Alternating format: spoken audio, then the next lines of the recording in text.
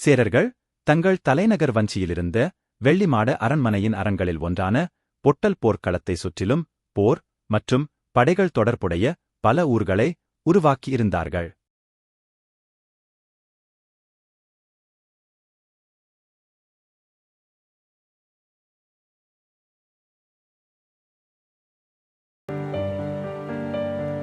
போரில் தோற்கடிக்கப்பட்ட எதிரிகள் கைது செய்யப்பட்டு பின்னர் தலைமொட்டை அடிக்கப்பட்டு ஒரு இடத்தில் சிறை வைக்கப்பட்டு போர் ஒப்பந்தப்படி நடத்தப்பட்டார்கள்.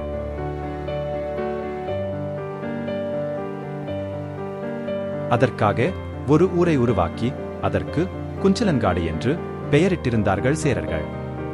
குஞ்சி என்றால் குடுமி, இளன் என்றால் இல்லாதவன் என்று பொருள்.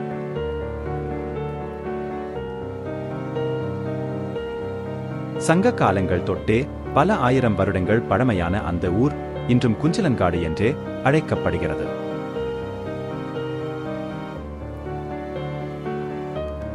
போர்க்கைதிகளும் அரச காவலர்களும் சிறைச்சாலைகளும் கூடங்களுமாயிருந்த சங்கக்காலத்து ஊர் குஞ்சிலன்காடு இப்போது இவ்வாறாக மாறியிருக்கிறது.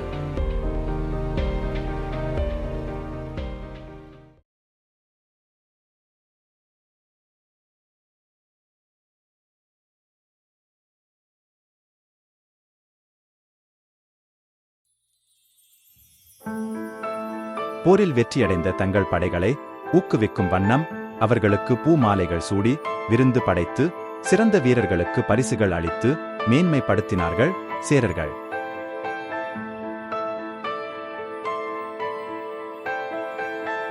அதற்காக ஒரு இடத்தை உருவாக்கி அந்த இடத்திற்கு பூமுட்டான் விளை என்று பெயரிட்டிருந்தார்கள் சேரர்கள்.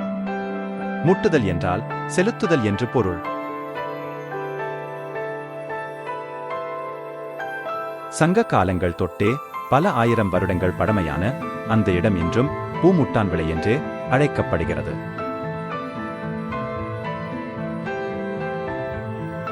போரில் வெற்றி வாகை சூடிய பல படைத்தலைவர்களையும் தளபதிகளையும் வீரர்களையும் மேன்மைப்படுத்திய சேரர்களின் சங்க காலத்து ஊரான பூமுட்டான் விளை இப்போது இவ்வாறாக மாறியுள்ளது.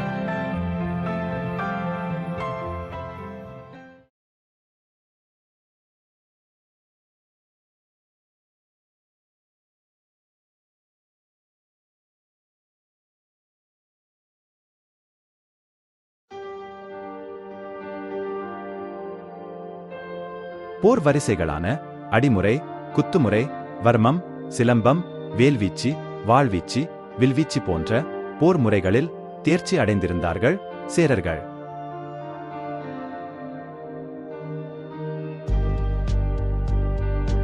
அது மட்டுமல்லாமல் அவற்றினுள் அடங்கியுள்ள வைத்திய முறைகளையும் ஆதிகாலம் தொட்டே அறிந்து தேர்ந்திருந்தார்கள் சேரர்கள்.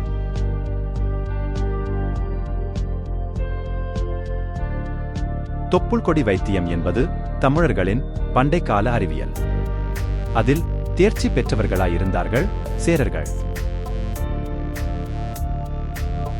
பண்டை காலத்தில் குழந்தை பிறந்த பின்னர் காய்ந்து விழும் தொப்புள் கொடியை தாயத்தில் அடைத்து கையிலோ கழுத்திலோ இடுப்பிலோ அணிவித்திருந்தார்கள்.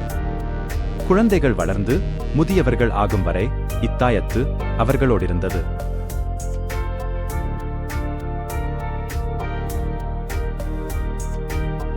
குணப்படுத்த முடியாத நோய்கள், தீராத வியாதிகள், பழுதடைந்த உள் உறுப்புகள் போன்றவற்றை சரிசெய்ய இறுதி முயற்சியாக தொப்புள் கொடி வைத்தியம் செய்தார்கள் பண்டைய தமிழர்கள்.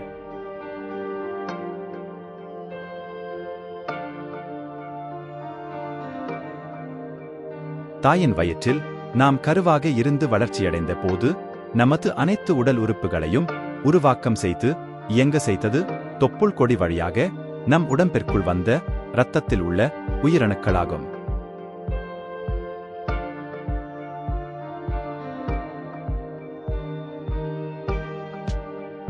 நாம் நோய்வாய்ப்பட்டு அல்லது காயப்பட்டு அதனால் பாதிக்கப்படும் உயிரணுக்களை காய்ந்து போன நமது தொப்புள் கொடியின் மூலம் உயிர் பெற செய்வதே தொப்புள் கொடி வைத்தியம்.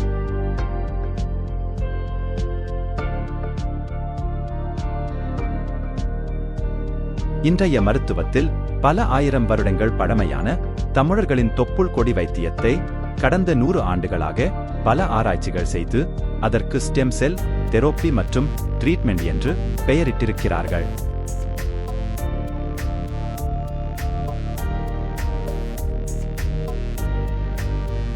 சங்ககால சேரர்கள் போரில் காயம்பட்ட வீரர்களுக்கு வைத்தியம் செய்ய ஒரு ஊரை உருவாக்கியிருந்தார்கள்.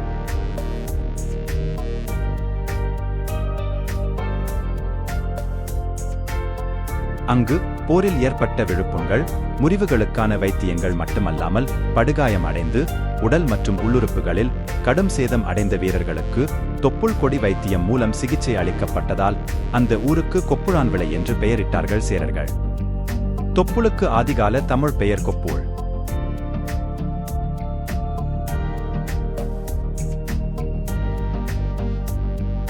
சங்க காலங்கள் தொட்டே பல ஆயிரம் வருடங்கள் பழமையான அந்த ஊர் இன்றும் கொப்புளான்விளை என்றே அழைக்கப்படுகிறது.